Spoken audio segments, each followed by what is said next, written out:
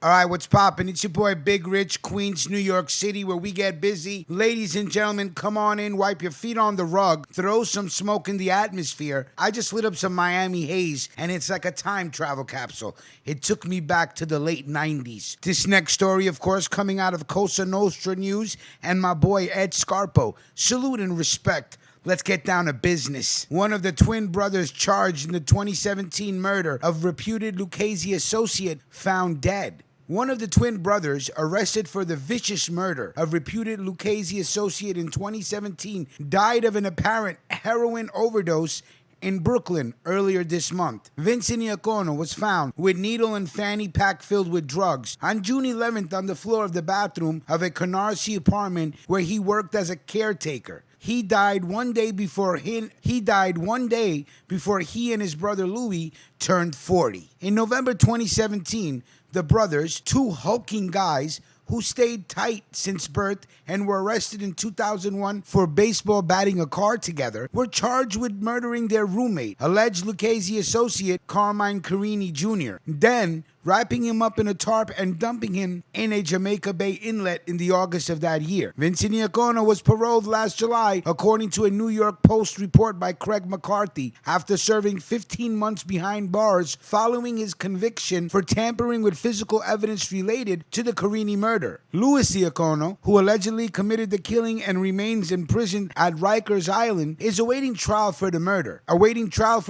Is now fighting for temporary release to attend Vincent's funeral, according to the Post. There's no reason why he has to fight for this. Let him go to his brother's funeral. I mean, come on. Carini Jr. was a reputed associate of the Luchese family who had been around Canarsie-based Luchese soldiers Anthony Grotto, 57, and Thomas Tommy Red Anzulato, 57. As per the BOP, Anzulato hasn't been in much trouble since 2001. Grotto is a different story, however, and is currently residing at the Cumberland FCI with a release date of December 19, 2027. In December of 2018, United States District Judge Carol B. Ammon sentenced Grotto to 12 years for conspiring to distribute oxycodone obtained through fraudulent prescriptions. Grotto's co-defendant in the case, Colombo associate Lawrence Trenise, was sentenced to 40 months by the same judge. Carini Jr. had a notorious mob pedigree. His father, who had the same name, is a Gambino associate with ties to Canarsie-based Gambino wise guys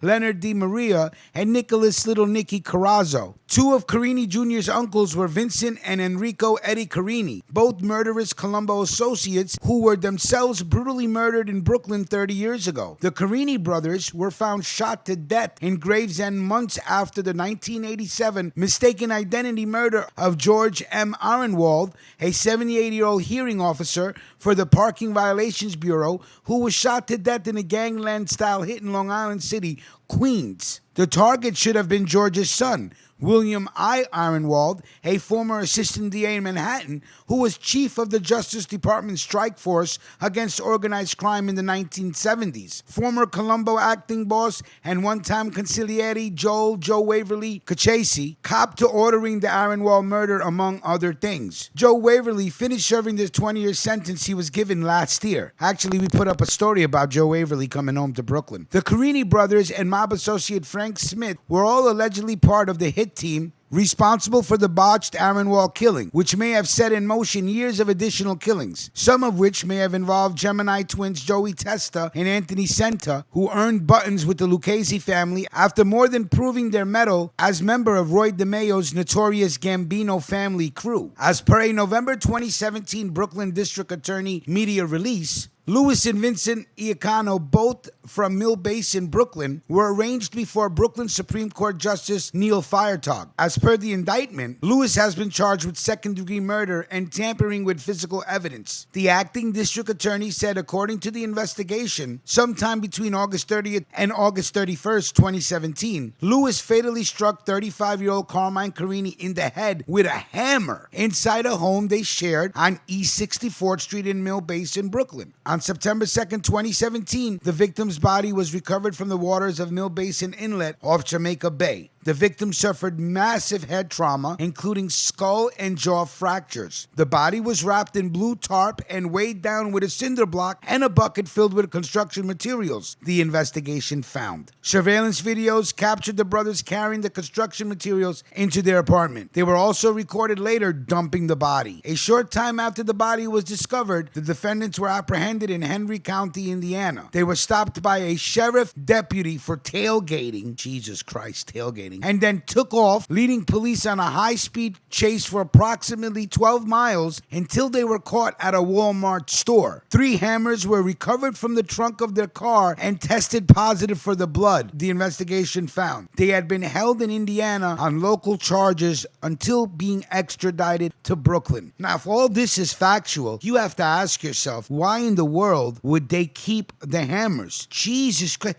You never keep the weapon. Crime 101, in every crime story, movie, or show, you get rid of the weapon. I'm just saying. Quote unquote, I didn't kill anyone, Vincent told an NYPD detective, according to court documents. He was my best friend. Did you hear if anyone else was involved? After his release last year, Vincent returned to Brooklyn. As per the Daily News, he initially landed a job as a carpenter, according to his sister. Quote, "They are the best big brothers anyone could ever have," she told the Daily News. "They're my big twin brothers. They're the greatest big brothers." First of all, I just want to say rest in peace to Vinny. There is an epidemic going around, and that's a chance you take. Every time you, when you mess with something like that, that's a chance you take. Salute to Ed Scarpo. Thank you for the great story. Again, CosaNostraNews.com. The link will be in the description box. Like, comment, and share. Tell a friend about us. We're trying to get to the magical number of 15,000 subscribers.